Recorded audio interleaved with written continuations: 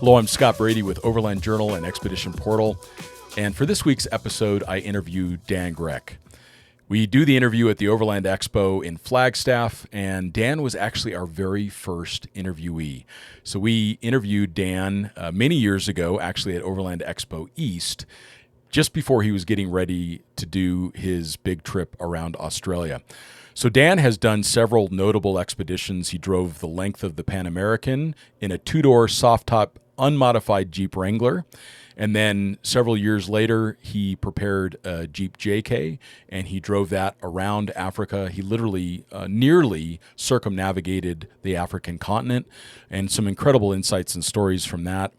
And then most recently, he built a Jeep Gladiator and drove it around and across Australia multiple times, including the Canning Stock route.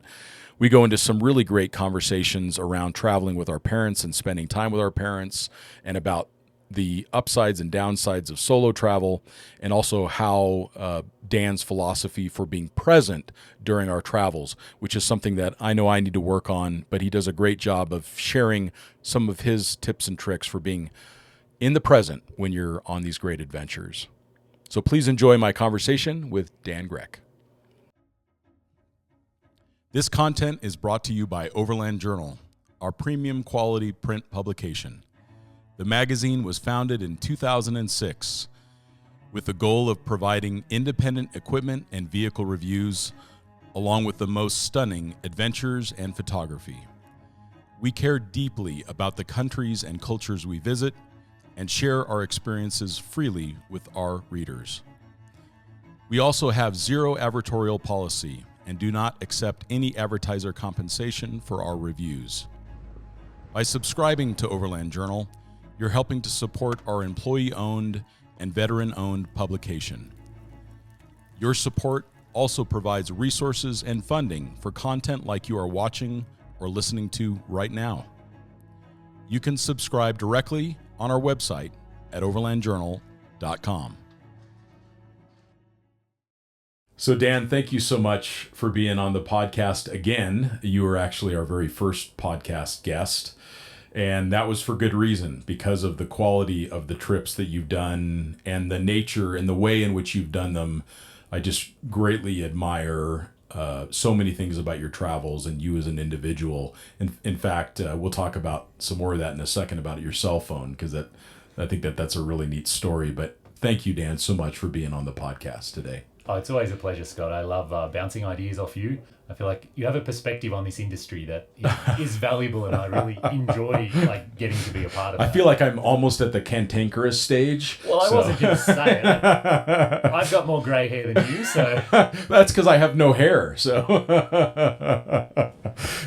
Too funny. So the last time that we had you on the podcast, you had just finished an incredible trip around Africa, nearly circumnavigating the continent. The only reason why you didn't was because of some geopolitical restrictions that made it impossible. But you finished that trip, and you did that in your JK, and then you moved to Australia, and let's pick up the story from there. So what inspired you to go to Australia? What was the vehicle that you built, and what did you do when you were there? That's a lot of questions. Yeah. We got all the time you need, man. I originally, when I left Australia 20 years ago, I went on all these adventures around the world, and somewhere along the line, I realized how much I missed my family. Yeah, sure. And how much I missed spending time with them. And my brother has a couple of little boys now, so I'm an uncle. And as I started dreaming of where I wanted to go next in the world, it didn't even really matter where I was going. I just wanted to include my family. That became the priority. And then, so it was Australia, because that's where they live. And where do they live in Australia? They're in the south, just around from Melbourne, on the Great Ocean Road. So surfing, beautiful beaches, really nice place to be. That is a beautiful part of Australia. One of the things that I really liked about Melbourne is it felt like the most international city in the country. You would think that Sydney would be that, but it's not. Yeah. Melbourne just has this... I think because it's a little colder, the weather's a little more extreme. I think you're right. People have a slightly different attitude, or people are sort of a bit more tolerant of the weather and all of that. No, it's a really beautiful spot, and it's so easy to catch that ferry down to Tasmania. Yeah, and that was a big priority for me because I'd never been to Tasmania. And actually, I had never been to almost all of Australia. I'd only seen a tiny little corner of it. And did you grow up there? I did, yeah. You were born in Australia? Born in Australia, high school, university. I left when I was about 23. Okay, and that's when you moved to Canada. That's right, yeah. Wow. Well, came to the US first, actually. I worked in California for a season at Tahoe, like shoveling snow at a ski resort. That sounds great. Got addicted. Yeah, sure. And then I heard Canada has lots of snow. so I went to Canada for to sure. do the same thing. Oh, that's great. And never left, basically. So it was kind of a returning home for you, and were you able to do that? Were you able to make that time to be with family in the way that you wanted? Yeah, it was really great because basically I just lumped in on my dad and I said, "Hey Dad, I'm going to live with you for a few months while I build out the new vehicle." And then on the trip, he came with me on a few different segments. And so he had never been in a four-wheel drive before. He'd never driven one. And so to be able to bring him along, on like some pretty challenging, like low range technical terrain, and then the Canning stock route as well, Dad joined me. And had you ever spent that much time with your dad as an adult? No, not like that. No. I'm going through a similar thing with my mom passing away last year. I just wanted to be with my dad. I just, I worried about him because they were together for 55 years and soulmates and all of that. And so I've been spending a lot of time with my dad, and I'm loving it. Yeah. Like the other night, it was just so fun because he's like, "Hey, we should have a beer," and like I've had one other beer with my dad in my life, and that was in Australia. Wow. When I brought him over there, and it's just been really, really neat to have that time with him. And I think I could have easily made the mistake of going through my whole life and never having done it. So I'm really glad that you got that time with your dad. So yeah, it's incredible to prioritize, isn't it? And to realize the value and the knowledge and just the fun that comes from spending time with and family. They know how to push your buttons, and so they can irk you in special ways. But that makes it special, and that makes it memorable. And as much as sometimes it's annoying, like there were so many days I was working on the new vehicle in Dad's shed. And I'd drill a hole in something or sort of get to the point of no return. And then he'd be like, "Oh, okay, I'm going to go now. See you later." He'd just leave me in the deep end and vanish, which at the time was frustrating. But now in hindsight, it's like, yeah, that's who my dad is. And it's funny. And I'm happy we got to experience that. And does he still work, or is he retired? No, he retired a long time ago. So then you get, you just really got to spend time with him. That's right. We cooked dinner together every single night. Oh, that's fantastic. Yeah. And did it end up taking about that 3 months that you thought, or did it take a little longer? I think I planned 2 months and it took about 4 months in the end. Yeah. And COVID shipping delays was a big problem with that. Yeah. Because Australia was so restricted.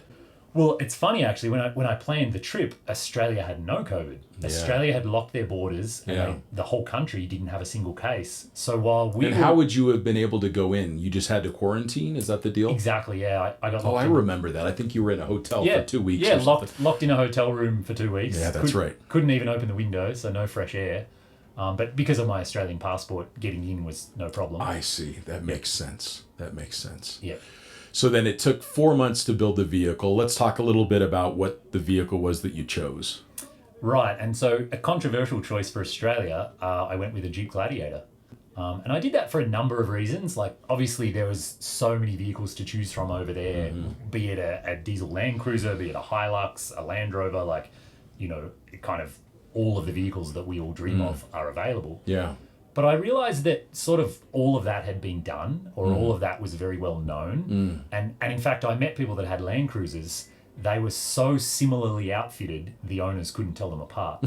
They had all bought exactly the same everything, from the bumpers to the pop-up roof to the suspension. And it sort of looked and felt like Follow the Leader, where they were all just sort of copying each other. Yeah. And I guess I've always been a bit of a person that maybe I'm a bit of an underdog, or I'm a bit of a I don't want to just follow the common path.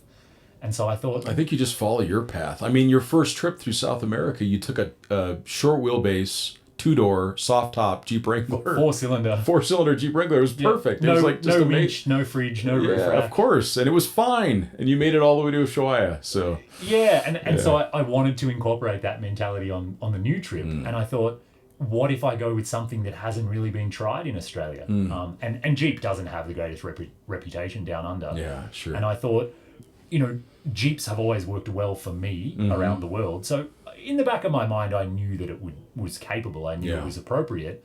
But it was kind of fun to think like I could show Australians that and I could demonstrate it. What better way to show that a Jeep is capable than, to drive the Canning stock route, to drive the old telly track.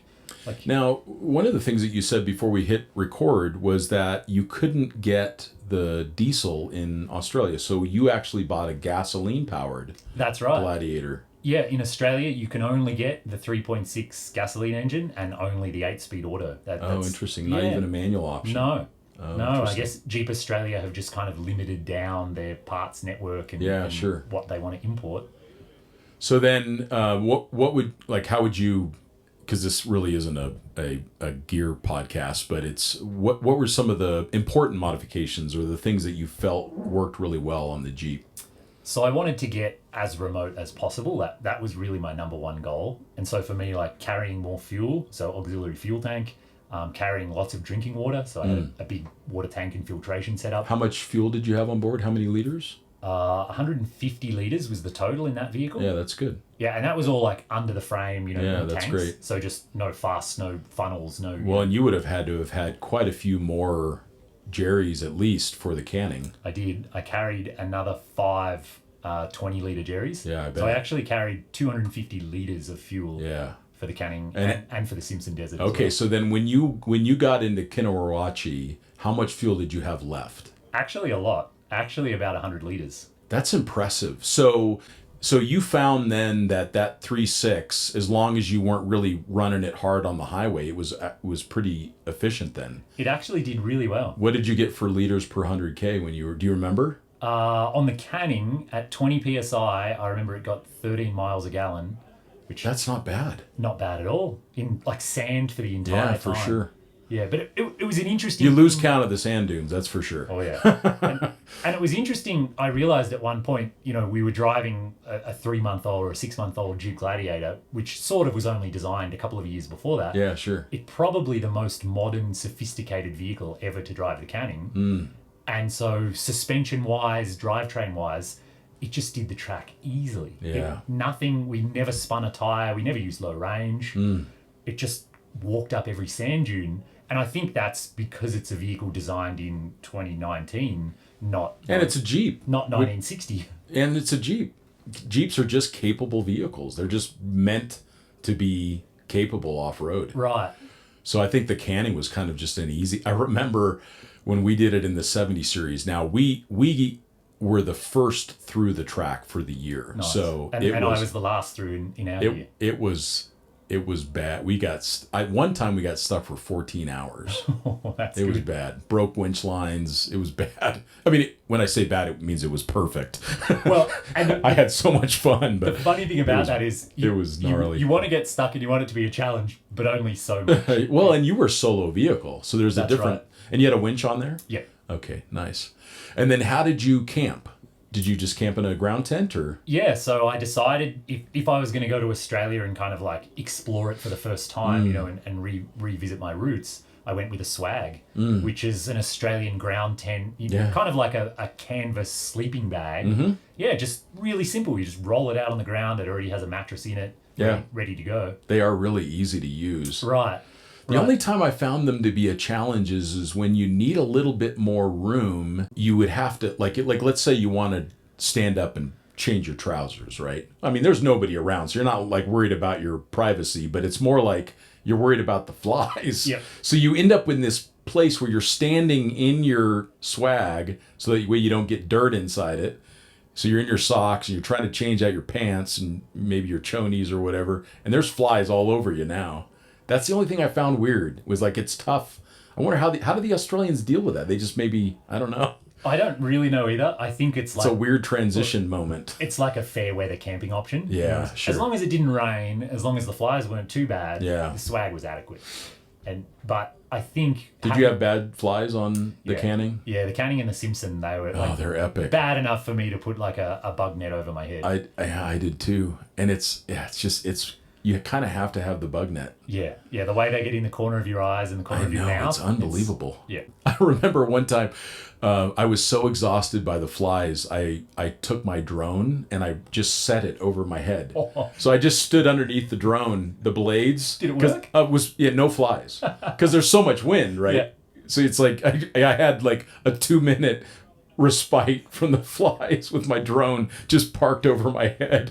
It was the only way I could get enough airflow to keep the bugs out of there. And I feel like these stories about how bad the flies are, I don't think any story will ever do it justice. Hearing it, you're like, surely they weren't that bad. I know. I think you have to actually live it. You do. And then you get to that moment where you're like, oh my God, I know. This is worse than I ever imagined possible. Well, and you read some of the early accounts of the explorers that landed in Australia, and they would talk about the Aboriginal, standing on one leg with their other leg kind of foot hooked up to their knee, and that they would hardly have any flies on them. Oh. And I don't know if it's because they stand perfectly still or they've learned something or adapted in some way. Interesting. And then, of course, whoever the Kimberly or whoever the explorer was that landed was like all of the flies descended on them.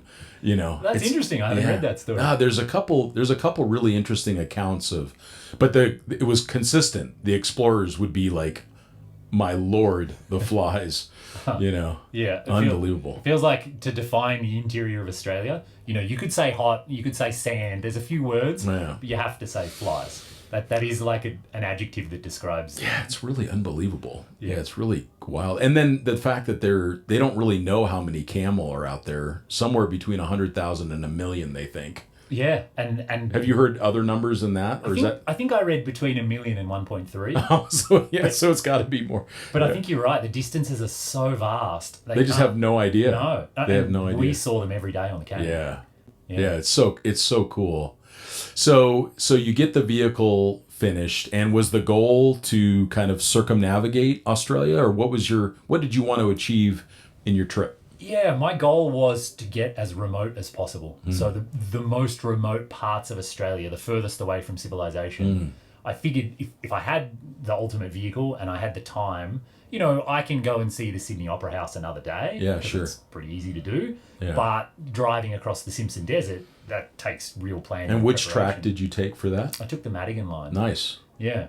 Awesome. Yeah. That's got a bunch of dunes too. Yeah, 1,000 and some odd. Yeah. Yeah. Which it felt like the Canning had 1,000. I think the Canning maybe has more. Yeah. But the thing that got me about the Simpson is the dunes run directly north-south. Yes. And the track runs directly east-west. Yeah, so you're up and down. Every single dune, you directly attack it straight up, straight down. Yeah, which is so cool. And it was weird. It was one of those tracks where after the first 10 dunes, you could just put the video on repeat. And it actually, for about 5 days, you wouldn't know that you weren't just driving over the same dune on repeat. So you have found yourself now remote in Australia, like you hoped for. Yeah. What did you find when you were there about yourself, or about what you had hoped that you would achieve? Was there any revelations that you had? Yeah, I guess I have a lot of deep-seated kind of cultural things or emotions or feelings that I wasn't even aware of. Good. Like even just sitting out at night and looking at the stars, and you've seen the stars in the Southern Hemisphere.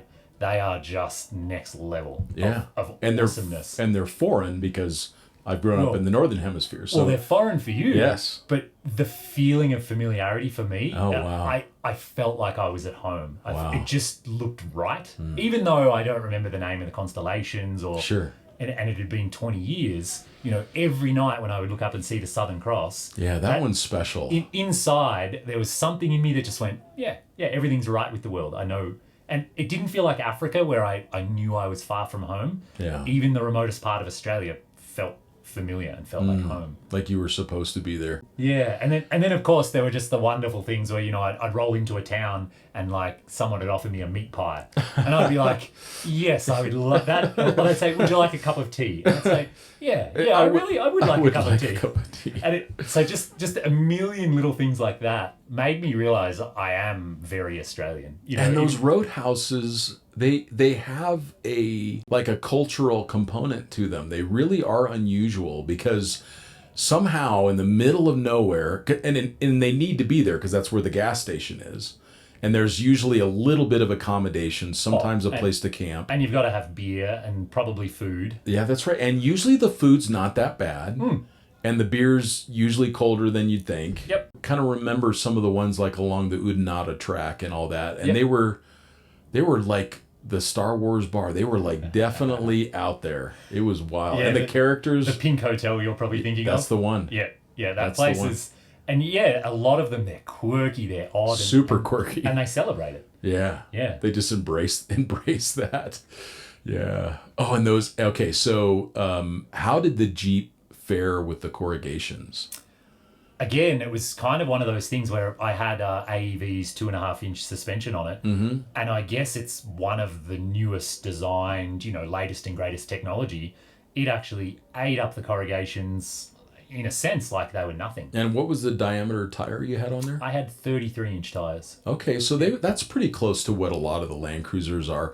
I wonder if I've always been curious, and if anybody's listening that's like an engineer that could respond to this question, but you know, every vehicle that goes across those tracks in Australia, they're pretty much the same wheelbase because they're all the same Land Cruiser. Yep. So and the wheelbase on the Gladiator is really long, and I wonder if it just creates a different frequency that helps a little bit with that. I wonder. That definitely could be it. Yeah. Yeah, and something that occurred to me along the way is that vehicles in Australia, they're allowed to upgrade the GVWR, the gross vehicle weight rating. Yeah. And so all of them do, and they all, like the Land Cruisers, they up them to about a 10,000 pound gross vehicle weight rating. Right. And even then, I met plenty of people that had exceeded that. Sure. And so I think a lot of it is that these vehicles are just immensely heavy. Sure. And then so that, you know, makes the corrugations worse and makes them handle the corrugations worse. Oh, wow. Whereas a Gladiator doesn't have the highest payload, doesn't have the highest weight rating. So I did everything I could to keep it light. So I think part of that was we were just a light vehicle comparatively to what's out there. And then did you find yourself airing down a lot on the corrugations? I aired down often to maybe about 25, 26 PSI. Not low, like not sand low, but just lower than kind of highway pressure. That was the only way I could get those 70 series to be tolerable on those corrugations was like 18 to 20 PSI. Well, and we had a couple of revelations as well. We drove the Gibb River Road, which is notorious, worst corrugations in Australia, you know, shreds tyres, all of that. And we were with some friends who were in 70 series. And we'd been driving, you know, for the day, and just Katie and I, my partner was with me. We were chatting along the way. And when we got to camp, the other people in the 70s were like, oh, no, we can't talk while we're driving. I'm like, it's too loud inside the cabin, even to have a conversation. So actually, they were wearing their own earbuds and just both listening to their own separate music to drown out the noise of the cabin. And here, Katie and I, we've got like heated leather seats and like Bluetooth and, you know, heated steering wheel. Yeah, that's right. It just made me realize how different our experiences were. Yeah. Because, I mean, we were essentially in like a luxury 4-wheel drive, and they were in a tractor from 1970. And that's the thing that it's so difficult oftentimes for people to acknowledge, is that every vehicle has its specialty. And the Land Cruiser, it has one goal in life, and that's to be durable. Right. And the second goal is to be reliable. Yeah. Whereas a Jeep, its first goal is to be capable. Yes. So it's just a different vehicle. And there are going to be times when you wish more than anything in the world you were driving that Gladiator.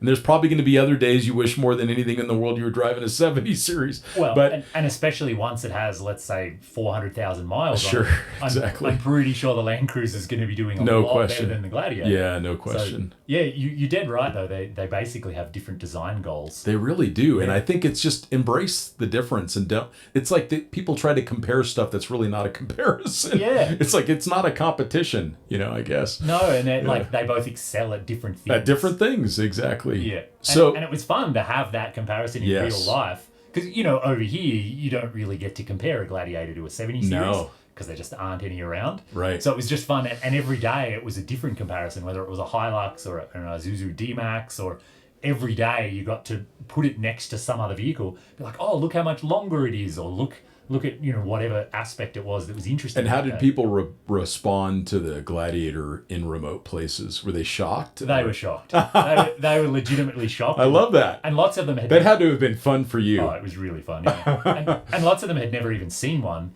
because when I bought it, they'd only been on sale for about 3 months in Australia. Got it. So did you roll the window down slightly and say, "I'm sorry, I can't hear you over my heated seats"? there were a few moments like that where we on the radio to like travel companions, we would ham it up a little bit. The thing that I would always love to do when I was in a luxury SUV that I was testing or something like that, and I'm in the middle of nowhere and somebody's shocked that I'm there with a Range Rover or whatever, I'd just be like, I cannot find the Starbucks anywhere. Can you guys help me? I'm so lost. And I would be dead serious about it, and they would be so confused, like 200 miles from the nearest whatever. That's perfect. Yeah, I know. What I think worked really well for us too, my partner Katie, she's Canadian, and so obviously has a Canadian accent. And so if I let her get out of the Jeep first and start talking, everyone would just assume she was American and that we were obviously Americans in this big American car. Sure. And then I would get out and start talking, and then there would just be confusion. So confused. Like, what? Why would you do that? Like, you're betraying your own people. It's like, well, Toyota had a famous ad in Australia. I love it. I still love it to this day. And it's like going into Disneyland, and all the roads come to this toll booth. And if you were in a Land Cruiser, they'd let you through the toll booth. It's a famous Toyota ad that they ran in Australia. And if you didn't have a Toyota Land Cruiser, they'd send you back to Sydney or whatever. So I think it is part of their culture. They just believe that the Land Cruiser is the only way. It is the way. 100%. Yep. Oh, that's great. So talk to me about some of your highlights from the trip. What was the moment, the one moment on the trip that's you think about often? It was incredibly special. That was kind of a takeaway for you. Yeah, for me, traveling the Canning Stockrat with my dad, he's 72 years old. Sure. He kind of realizes he'll never get to do that kind of thing, certainly not on his own. Yeah. And to go with his son is pretty special. And, it's intense, and we had to keep moving because we were right at the end of the season. And I knew, like, there were thunderstorms in the north on the track, and we were heading north, and it was like, if we don't hurry up and get through, we're not going to get through. Sure. And so we had one day where, like, massive thunderstorms, like, building on the horizon, building, and we could see it coming towards us. And for about 10 minutes, we had, like, torrential rain, hail, thunder, lightning. And the lightning was so much on top of us that it was like, we need to find a tree to, like, park under. Of course, there aren't any trees. No. So there was none of that. But then there was about 2 feet of rain on the track, like, flowing. It was like a river. And so to just see how quickly it changed, and to think about, like, how we were responding to each other and talking through it, and I have it on video, and it's just a really, like, intense moment of, like, oh my God, like, this could go really badly, and like, if we get stuck, we'll be really stuck. And then when we get through and we're kind of celebrating and we're like, oh, that was close. That's awesome. Yeah. And the one challenge that I found was once the track gets flooded, because we got into several areas where the track was flooded, it was so difficult to know if you were on the track, you actually didn't sink because it's so compacted. Right. But like, I got off the track slightly. I just zigged when I should have zagged, and I got stuck. And that was when we ended up, 14 hours trying to get out. But it was very difficult when it got wet, for sure. Yeah, and it just feels like it adds to the intensity of the whole thing. I was already the most remote I'd ever been in my whole life, And you were solo, which that's impressive. Yeah. And solo kind of travel. all of the things, like the most fuel I've ever carried, the most water, the most planning. Yeah. So I felt like approaching my limit of what I'm capable of. Yeah. And then we added, like, a whole nother dimension of, like, oh, now it's getting really wet and muddy. Yeah. And then it was like, have I bitten off more than I can chew? Sure. And then you get in that exciting zone of, like, I think I've got this, but let's, like, be careful and be aware and, like, good decision making. Let's be cautious here because, like you said, if something goes wrong, it can be really bad. And I remember, like, the worst flooding areas were just south, and you went from south to north? That's right. Okay. So as I remember, the worst areas of lowland kind of flooding was south of Kinawarachi. So hopefully you didn't get into a lot of that when you got into the rain, where it was really muddy and big lakes, I guess. We encountered big lakes on the track. The day it rained, actually, later in the day, we had to drive across a couple of kind of like dry lake beds, or what are normally dry. Yeah. And they were damp, and I was hyper worried we were just going to sink to the frame. And we just didn't. That's great. Even though it was wet, it was firm. And so we just went straight to the other side. And Did you camp on Lake Aerodrome in the beginning of the track? One of the dry lake beds in the beginning. It's called Lake Aerodrome. I don't remember that one specifically. You've talked about the stars, and it was warm, and I slept on the top of the Land Cruiser on the rack. Yeah.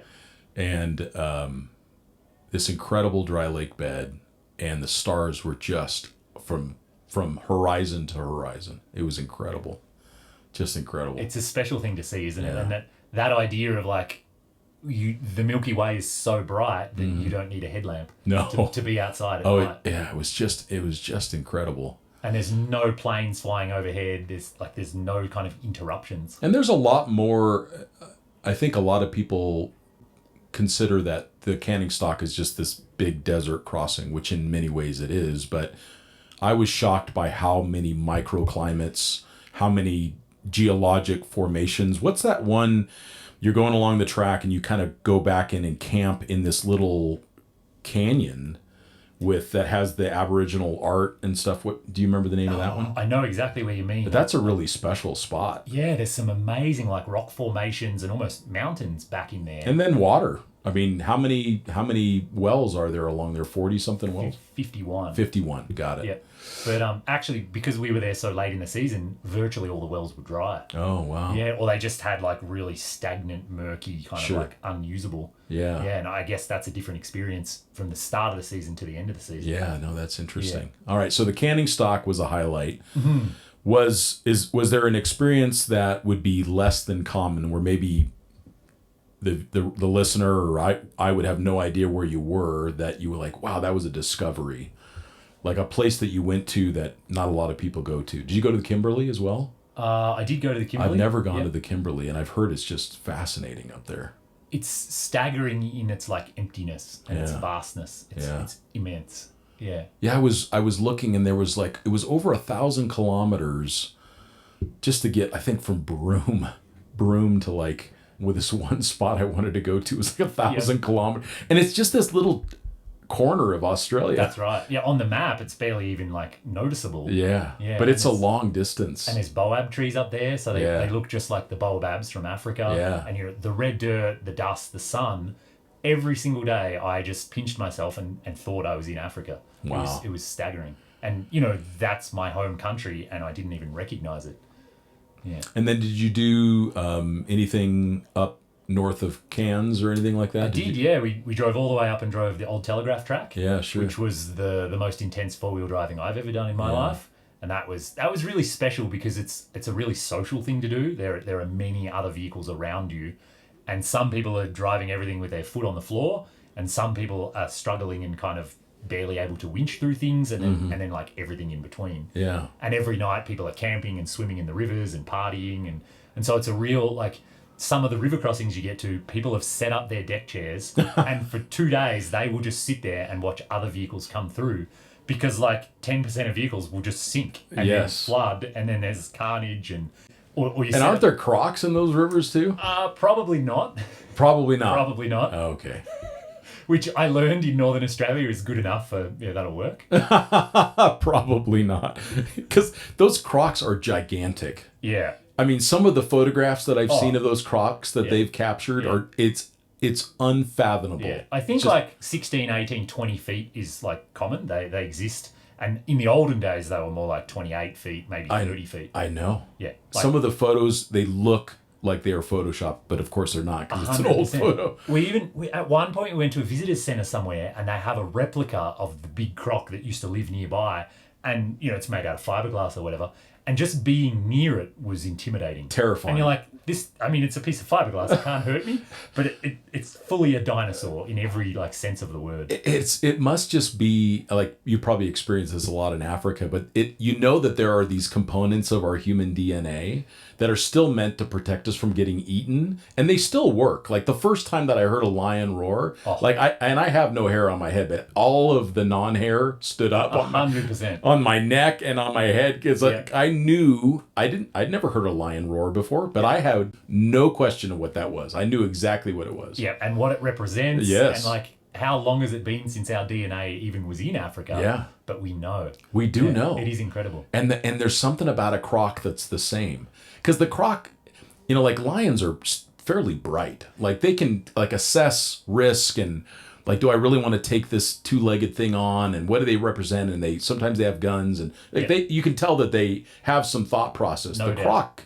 you are just protein. 100%. And we read, or we were told, crocodiles are classified as indiscriminate, opportunistic eaters. So they're indiscriminate. They will eat anything, and they will just wait until the opportunity comes along. So they will literally just sit on the bottom of the river for like days and days and days, and then a kangaroo comes down to take a drink. Sweet, there's dinner. Yeah. Or a person happens to go to wash their hands. They're like, oh, this is lucky, and they've got all the patience in the world. Unbelievable. And they will eat anything. And the power that they've got too. Yeah, I think like if they get a hold of you, there is no chance. So you literally did all of the really good stuff. Did you make it to Tasmania? I did. Yeah, I spent 10 weeks in Tasmania. So now I did part of that track where you go into Tasmania and it's on the western side, and it goes back to like an old town where they had some mines and a beautiful old cemetery, but it's the most difficult 4-wheel drive track. Oh yeah, I think I know the one you mean. Yeah, I did not tackle that because it can be really muddy and deep, and I only did half of it because I was concerned about the mud. Yeah, but that was beautiful. Tasmania was just incredible. When you asked me earlier about things that shocked me about Australia, I was going to say Tasmania, the old growth forest, the mountains. I had no idea that Tasmania has legitimate mountains. Oh, yeah. Like, even, I live in British Columbia, or I lived in the Yukon. In Tasmania, I was impressed. I was like, these are serious mountains, snow-capped, jagged peaks, and then old-growth trees, probably the oldest trees in the world, are in Tasmania. And the wilderness there, it was more untouched than anything I've seen before. I found that, too, and I think that it was populated late enough that there was starting to be some environmental protections in place in Australia, so it just never got ruined. That's right. It seems like that. Yeah, and the whole southwest corner, there are no roads. There is no access of any kind. It is just pure. That's where I still hope, fingers crossed, that there's a Tasmanian devil down there. Exactly. Not devil, Tasmanian tiger. Yeah. People, you'll hear the occasional rumor that they found one, but oh man, wouldn't that be cool? What an amazing creature. And the fact that human beings screwed that up. It's like, that thing is so cool. When the jaws open, unbelievable. And a marsupial with a pouch, like a kangaroo, but the pouch is actually backwards. Oh, that I didn't know. Yeah, the pouch opens the other way. It's the only marsupial like that, and the only carnivorous marsupial. So just in Australia and its exotic animals, it just is incredible. It's unbelievable. And it was really fun for me because in my whole life, I think I'd only ever seen like one platypus.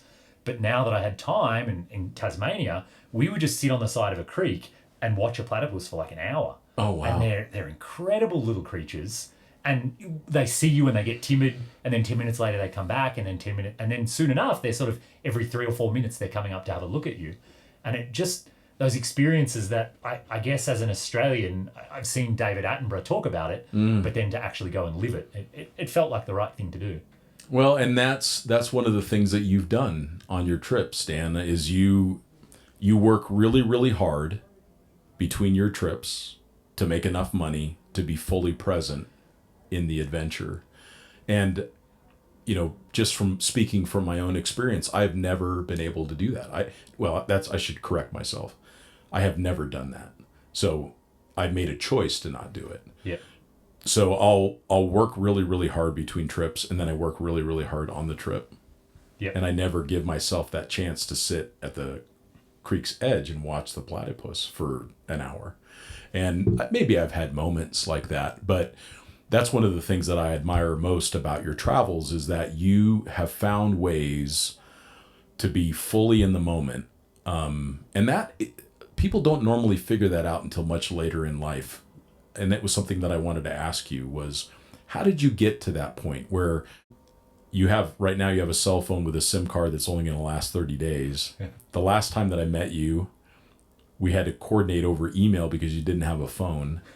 And that's something I admire about you. But how did you get to that point where you really were able to be present, to be in the now? What happened to get you there? I think it was a combination of factors, but I finished all my schooling in Australia. So like high school, straight into university, and then I was totally fed up. And so I came out to the States and I worked in California at a ski resort. And I just met a handful of people at that ski resort who they hadn't been to university and they weren't taking life very seriously, but they were having a good time. They understood the like, let's just take frisbees and go and throw frisbees in the park for half the day.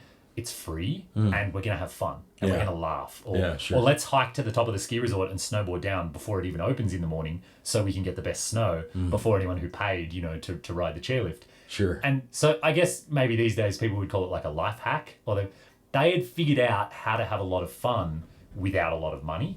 And so I had that in my mind, and then I ran out of money, so I went back to an engineering job. And sitting at that engineering job, some of my co-workers were in their 60s. And after about a year, I just realized I was looking at a mirror. They were living, that was my life. That's where you were going to end up. 100%. I was on that track. I had a pretty good job. My bank account was going up every 2 weeks. I didn't really have much stress or much to worry about. I could have gone out and bought a brand new sports car. Like I could have done a lot of, consumerism things. But the trade-off was I didn't get to have that fun that those guys in California had taught me about. Yeah. And it actually, in hindsight, like it scared me to my bones. I'm terrified that I'm looking at myself and the years between now and that are just going to go by in the blink of an eye. And I was so terrified that it motivated me to like quit my job, sell all my stuff and hit the road and drive to Alaska. Like, because up until then, I'd always dreamed of going to Alaska. Mum and I read like White Fang together and Sure. Call of the Wild, and I was enamored or like obsessed with this idea of like, I want to go and see Alaska. I'd never been there before. I didn't really know much about it. I guess I knew it had big mountains and that's about it. And then I motivated myself and I just went for it. And ever since then, I've kind of focused on that dream of like, the goal is to be out there having experiences, not to be sitting inside earning money. And I try really hard to always remind myself, and I have posters on my wall. I print out my own photos and like put them, when I open my laptop, my desktop background is like somewhere that I want to be, to always remind me of like, what's the goal? What am I working towards? And do you feel like that in that moment of terror of what your future may look like, do you feel like that now, over a decade that you've been doing this, do you feel like that you're there, like that you're honoring that part of you that you didn't want to be that guy? I think it comes and it goes. But when I'm on the adventure, when I'm on the canning and I'm looking at the stars, I say, yeah, it was all worth it, 100%. But of course, there's the days where I'm at home on my laptop all day editing photos or editing a video or whatever it happens to be. And I think while it's difficult to do that, I think it's important to get the balance. Because I think if I just was on adventure all of the time, I wouldn't appreciate it nearly as much. I do find that too. Yeah. And I really love the creative process. I do like seeing the adventure come to life, mostly in my photographs, but like stuff like producing the podcast there's a lot of joy for that to me. Yeah, for sure. These conversations. And a big part of it for me, I've realized about myself, is that I actually don't want my life to be easy. I feel like an easy life maybe isn't very fulfilling. And at the end of every day, you're not going to sort of hit the pillow exhausted and be like, oh my God, like I filled up today and I'm tapped out. Easy life is probably not very rewarding. So in a sense, I'm aware that like I chose to drive West Africa because it was difficult. And it was the hardest thing I've ever done in my life. And most nights I hit the pillow at 7 p.m. I was so exhausted and slept through until sunrise. So I think in a lot of ways, like the hardest things I've ever done are also the most rewarding for me. Yeah. And so there's that consciousness of like, I'm seeking out hard stuff. But do you think that, I mean, this is maybe more of a philosophical question, but because I've had similar experiences where, like, on getting stuck for 14 hours, I was just overjoyed. Like, I loved it. I loved the challenge of it. Some of the people that were on the trip were terrified, but I found for me that I just really loved the difficulty of it. But I think human beings are meant to do hard things. We're meant to walk or run 20 miles. We're meant to run down our prey oftentimes. Yep. We're meant to carry heavy things. You know, that we're the only animal that can, with our own hands, we grab and we carry heavy things. Nothing else does that. So I think all animals are able to do very difficult things, but humans, being the fact that that we're conscious of it, I think we're meant to do that. I think we're meant to do hard things. And like we were saying, the roar of the lion is in our DNA. I had a similar experience when I moved up to the Yukon. I lived there for a summer, and then like winter was coming, and I got invited out to go moose hunting. And I'd never been before, didn't know anything about it. And so my friends, like, they shoot this moose, and it takes us about 12 hours to butcher it up, to put it in the canoes so we can keep canoeing down the river. And I had this feeling in my bones of like, this is what I'm meant to be doing. Kneeling on the side of a river, hard labor. There's like a dusting of snow on the distant mountains, like -40 is only a month away. I'm like, I am collecting food for my survival right now. And the only reason I'm alive is because my ancestors have been doing this for forever. And if they didn't do it, if they were bad at it, I wouldn't be here. That's right. And I'm getting goosebumps now remembering that deep, deep feeling within me of like, this is what I'm meant to do. I'm meant to struggle for my own survival. And maybe struggle's the wrong word.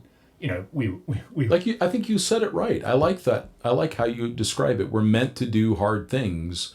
And the most unhappy people in my life are the ones that avoid it at all cost.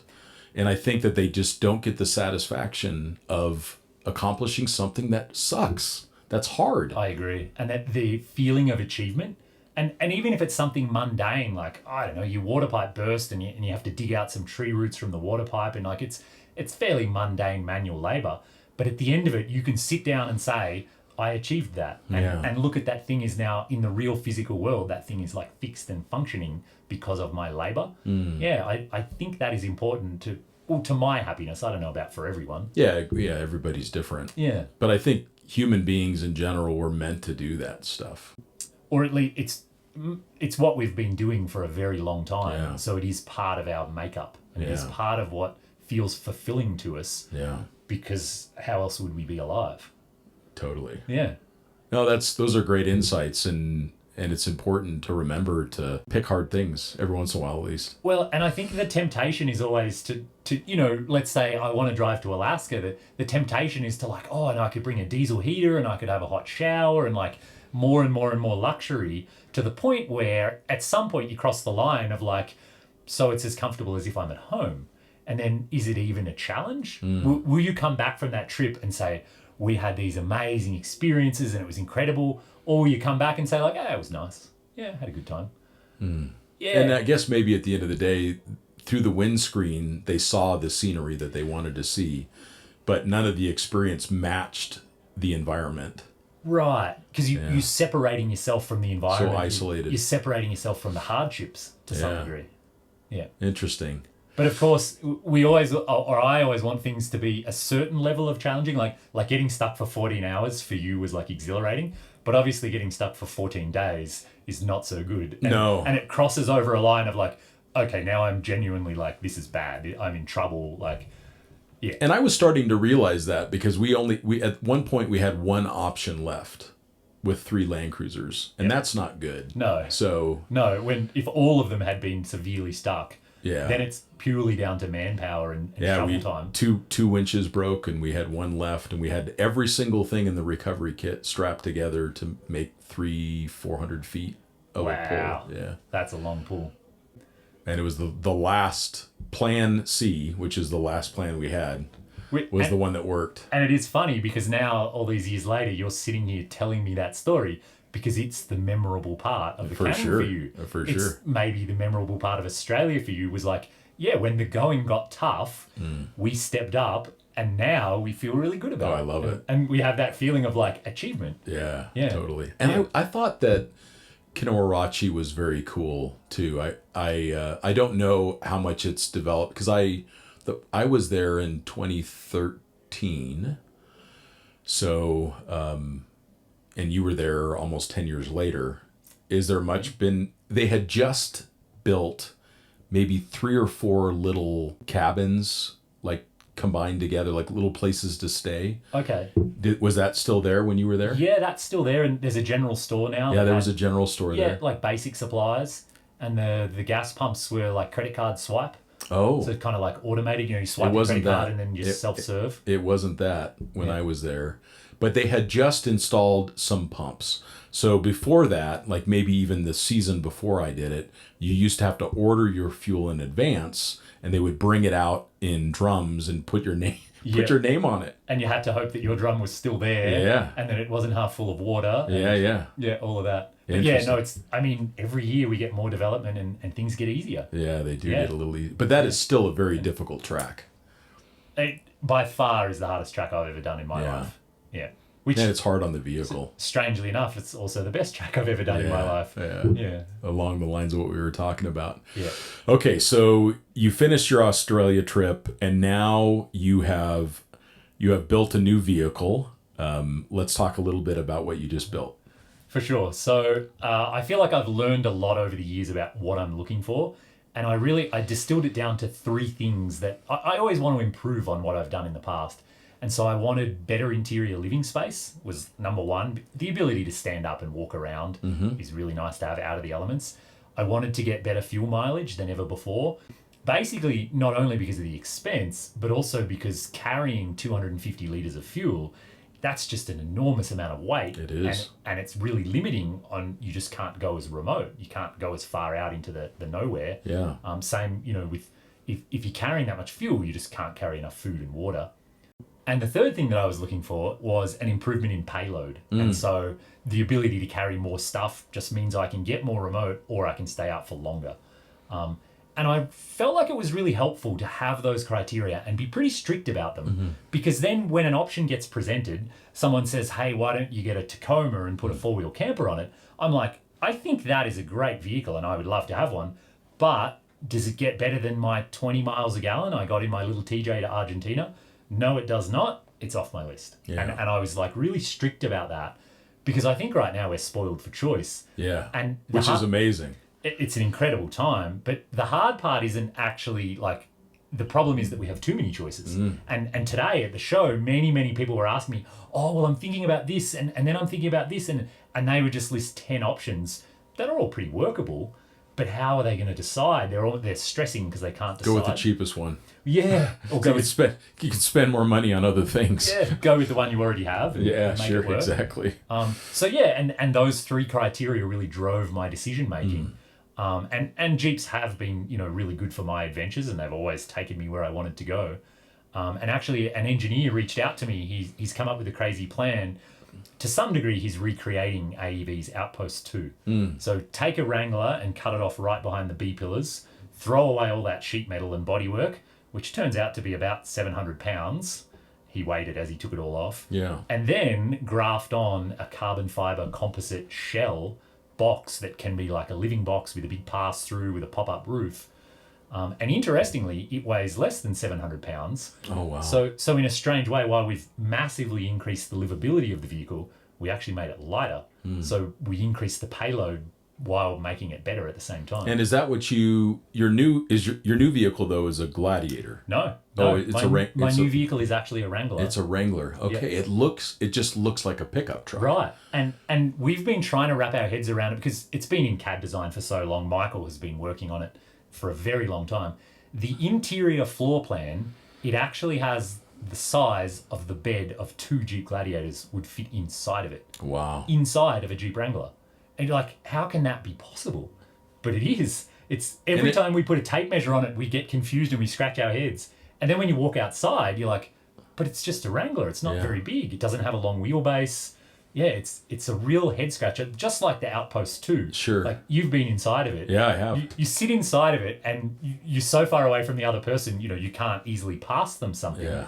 But then when you step outside, you're like, hang on a minute. Yeah. It's like Alice in Wonderland or the TARDIS from Doctor Who, where the inside space is not representative by the Somehow. outside. Yeah, somehow. Yeah. Well, it looks great. And it looks, I mean, the current iteration, which I saw on your Instagram account, let's just give that to people while they're listening so they can check that out. For sure, yeah. I'm The Road Chose Me on Instagram. And the engineer who's designed and manufactured and come up with all the genius, his name is Michael Fuchs, and his Instagram is Wabi Sabi Overland. Yeah, nice. Wabi Sabi's an interesting topic all in and of itself. He's a very interesting character. Yeah. No, those that are listening, look up Wabi Sabi. It's a Japanese term. It's kind of a neat one. So you've got the camper on the back, but you really haven't modified the Jeep quite yet. No. It looks like it's mostly stock. That's right. All right. So let's talk about, if you can, let's talk about where you're going. Or you're waiting on that one. You know, I found that it's really hard to talk about where I'm going because no matter what I plan, the world throws challenges. Yes, sure. So I remember last time we had this conversation, I was longing to go to Central Asia and Kazakhstan, Mongolia. It's a dream for me. But of course, the Russia-Ukraine situation is really difficult. Makes it impossible. You know, and then COVID came along and really limited my options. So at this stage, I just am saving money and I'm dreaming and I'm planning. And I feel like I have like 2 or 3 dream trips and I'm just going to forge ahead until one of them actually can come true. Because the most important thing is that a trip happens. And, you know, if it's this one before that one, that doesn't really matter to me. No, probably not. And, you know, if the situation Ukraine and Russia changes, maybe that's what it'll be. Yeah. But if it doesn't change, I have to move on to some other plan. Well, although there's some interesting routes that people are taking now where they're really going far south through Central Asia. Right. And including going through Jordan and Iraq. So that they don't even go through Iran at all. Right. People are really trying to avoid Iran. It's very interesting. Yeah, the last few groups of overlanders have been arrested and detained and had trouble. Yeah. Yeah, because it traditionally has sort of been, either you go north through Russia or sort of south through Iran and then into the stands. Yeah. But I guess we have to adapt and we have to come up with new routes. Yeah, constantly. And even East Africa right now is a real challenge because Ethiopia just changed all of their rules and the war in Sudan is bad right now. Yeah, and that's the direction that I'm heading, so we'll see. Fortunately, it's Africa, so things will change. So I'm actually not worried about it at all. And as they say in Africa, there is always a way. Yeah, that's right. Yeah. Exactly. I'm already figuring out the ways. So, and there's ways.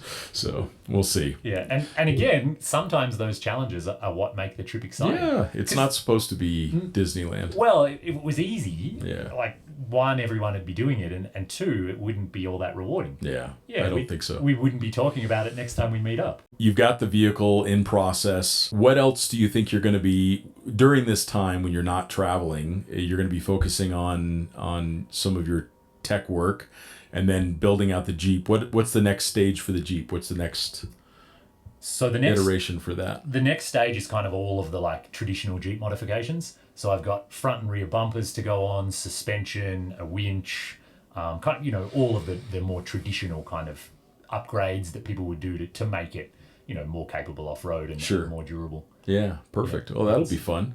Yeah, it's sort of the traditional, like, just turn wrenches and follow instructions and kind of like easy, but like really good reward, when the job is done. So, some other questions, and I don't even remember if I asked you these questions in that first podcast, because I've since kind of developed now my repertoire of questions. I was the test case. You were definitely the test case. We were in Chris Cortez and Brittany's Sprinter van. Somehow we were all packed in there. Yep. And we had that conversation with you. So one of the questions that I like to ask, and I think I can't wait to hear the time that you spend on it, but if someone is new to overlanding and they ask you, what advice do you have for me? Or if you were to give advice to the Dan Grec of right before you left for that trip to Ushuaia, what advice would you have given your former self, or what advice would you give someone else about getting ready to do their first big overland trip?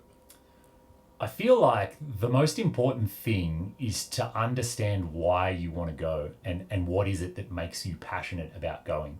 And I know, some people are right into the culture, and the minute they hit Mexico, they really want to learn Spanish, and they really want to get into street food and tour the mezcal plants or whatever it is. And for them, that is like their passion. Other people, they say, we're not interested in that at all, but we're into fly fishing, and we're going to bring our fly fishing rods, and we could go on all week, whether it's kayaking or hiking, or for me, originally, it was actually finding wilderness hot springs. I was just enamored by them, and so I had this little Jeep, and I thought, how far back into the wilderness can I get to find a hot spring with nobody there, Sure. Yeah, and so for me, I think my biggest advice is like, don't worry what other people are doing or what other people say you have to bring. Just do what makes you happy. And if it's sitting by a stream reading a book, like that's a phenomenal reason to get out in the backcountry. And then your decisions around vehicle and length of trip and duration of time and all of those things will fall into place based around what it is that you love about your trip. Because I think it's really important to remember that everybody's trip is different. And you need to focus on tailoring it for you. Don't just follow someone else's kind of, step-by-step guide. Yeah, and maybe that's one of the challenges that we have as a community is that everyone's trips are so present in our Instagram feed or whatever we're looking at, YouTube channel, whatever, that I think we'll see a lot of that. Maybe like you saw in Australia where all of the Land Cruisers look exactly the same. And really, those 3 or 4 people they're very different people. Right. So maybe the vehicle and the trip should just reflect as much of us as it can. Yeah, and I think it's difficult too, because, if I was giving this advice to myself, I would say, but I don't know. Like, I've never done this before. And so you don't know if you've never tried. So the next piece of advice has to be just get out there and start trying. Yeah. And probably like weekend trips are where you begin. And then maybe, a long weekend when you've got Monday off work. And then at some point there could be like a week long, a 2-week trip. And in each of those trips, you will start to learn, we really love cooking, so we would like to have a good fridge and a good kitchen setup. Sure. Other people, they couldn't care less about cooking and they'll just, they'll eat frozen whatever. But again, that's just, both trips are valid. It's not one's better than the other. Everybody's a little different. Yeah, and learn and discover what you're excited about so that you haven't already gone out and bought the world's best fridge, but it turns out you don't even actually care about cooking that much. Yeah, that's a good point. Yeah. Or if you're in Baja, do you even really need a fridge?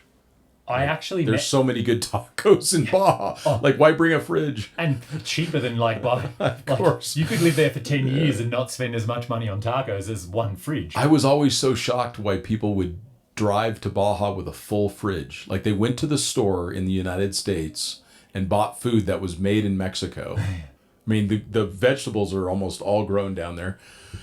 Go down to Mexico with an empty fridge or no fridge at all, because there's plenty of amazing food down there. You don't even need it. And I actually met people on the Pan American who got rid of their fridge because they said it just takes up space and we eat street food every day anyway. Because it's so cheap and it's so good. Exactly. Absolutely. Yeah. And so a part of that is just discovering what is your passion and what do you want the trip to be about. Yeah. That's great. And do you feel like all these years later that you've been able to do your trips the way that you want to? I do. Yeah, I that's do. great. Yeah. I feel really lucky that, like you said, I prioritized time. And at some point I made the decision of like, I'm going to try and spend the least amount of money I can, which has its downsides. But that meant, the Pan American I thought would take 1 year and I ended up spending 2. Africa I thought would take 2 years and I ended up spending 3. Yeah. Because I just realized I'm here, I have the vehicle, like all the stars are aligned. This is my one chance, to explore Angola. This is maybe the only time I'll ever be in the Congo. Yeah. Why would I rush if there's an opportunity to just slow down a bit and like, oh, it's midday, but there's a safe place to camp. Maybe I'll just hang out in this village for the rest of the day. Yeah, really, really like try and like soak in as much as I possibly could. Yeah, I'm going to try to start doing that more. I've never really let myself do that, which is interesting. And there's a balance to be found. Obviously, going too slow, you start to lose a bit of purpose and focus. Yeah. So, and everyone has their own rhythm. Yeah. But yeah, it's just an interesting balance of like, what is it that you're excited about, and make sure you're doing lots of that. Yeah, great advice. I like that. Yeah, do more of the stuff that makes you happy. Yeah, and to we should all be doing that in all parts of our life. And to emphasize again, like for each person, that's a different thing. It is, and then feel comfortable saying no to the things that you don't like, no matter what it is. Yeah, right. put those boundaries in place. All right. So then the last question that we do now ask a lot is, have you recently, or in all of your travels, I'm sure you've done a lot of reading. Are there some books that you have found that you loved to read? I mean, you've created your own books, which is impressive, and we'll talk about that in a second. But what are some favorite reads for you? Favorite read of all time is still Ted Simon, Jupiter's Travels. Mm-hmm. That's a good one. Yeah. So was that 10 years he was traveling, wasn't it? His first trip was about 4 years. 4 years, and then he did it all again in 4 years. Right. And I love it because Ted was just an ordinary guy. He didn't have sponsors. He didn't even have a motorbike license. And he just came up with this wacky idea to ride a motorbike around the world. Yeah. And he did it. And he didn't have any qualifications. National Geographic weren't supporting him. He just was like, I have this dream and I want to make it come true. And he made it come true through sheer force of will. Yeah. That's a good one. Yeah. So that message that I take away from it, that inspires me to be, some days I say to myself, like, come on, Ted did it, you can do it too. Like, let's go for it. Like, make it happen. It's time for you to step up and make your dreams come true. So let's talk about your books. So let's you've got 3 books out now? 2 written books and 1 photography book. That's right, the photography book, that's right. And what are the two story books that you put out on your adventures? The Road Chose Me Volume 1, which is the story of the Alaska to Argentina trip. And that really does begin with me not knowing anything. I'd never heard the word overlanding. I'd never crossed the border. I didn't speak a word of Spanish. And I just went for it. Ted inspired me and I thought, I'm gonna go for it and like see what happens. And that changed my life without doubt. And then the second book is called The Road Chose Me Volume 2, creatively enough. And that is the story of my 3 years around Africa. Yeah. And that book, it's a very big book because there was a lot of things that happened and I felt a real responsibility to do right by Africa because it did so right by me. It came across in that way very much so when I read it, and I also liked it has a little bit of a travel guide tone to it, but it also has a little bit of a philosophy tone to it, which I liked. And then you did like you said, you did a really good job of honoring all of those places for the wonder that they are. So and the way that people treated me, like I was always told, people would treat me well and people were friendly, but of course I was scared, and the media has told me it's dangerous. But hundreds and hundreds of times people invited me into their village. Yes, you can camp right here. Like, please come. These are my children. Like, and a couple of times, I was exhausted by myself. It would bring tears to my eyes. Yeah. But, I'm a pretty strange guy. I'm, Kindness. Different color skin in this big 4-wheel drive. And they would just treat me so unbelievably well. Yeah. For no reason, for no gain of their own. Yeah. Yeah. Just being good humans. Yeah. And that is the impression, or the overall lasting image for me of Africa. And it's the reason that I want to go back. Like, elephants are cool and lions were fun, but even if I went back to Africa and didn't see any, I would not be disappointed in the least. I would just go to remote villages and hang out with people. Like, that's why I want to go back. I like that. So let's talk about how people can find out more about you. Obviously, The Road Chose Me on all of the social things. That's right. You're on Instagram, great photography. You write for Overland Journal on a regular basis and other publications too, because your stories are just incredible and they've been such an inspiration for so many. And then one of the things I've noticed that you've really spent a lot more time on is your video work now. That's right. So and you're on YouTube primarily? That's right. Yeah, YouTube is The Road Chose Me. And I'm kind of, again, walking that line of like teaching people how to do it and also inspiring them by showing them what it looks like when you do go for it. Yeah, so take a look at all of Dan's stuff. It's great. It's been such a pleasure to have you on the podcast. It's been such a great opportunity for us to have you in the magazine so many times, and your stories are just great. And I love the fact that you started off with that soft top Wrangler, because like you can really only have your first trip, and yours was so out of the norm in such a great way. I mean, we've talked about it in the podcast many times of like when people are saying they need all this stuff, I just say, remember, Dan Grec drove the entire length of the Pan American in a soft top 2-door TJ with a 4-cylinder 5-speed manual and no modifications. None. No air conditioning. Nothing. No. Yeah. So that's, I think, the story of this podcast again is just get out there and do it no matter what you got. Yeah, no doubt. That has always got to be the message, is like, just go for it. Have experiences, have adventures. Yeah. Well, Dan, it's a pleasure having you on the podcast again. I can't wait till we get to do number 3 after whatever this next version of adventure that you're going to have. We appreciate your time, and we thank you all for listening, and we'll talk to you next time.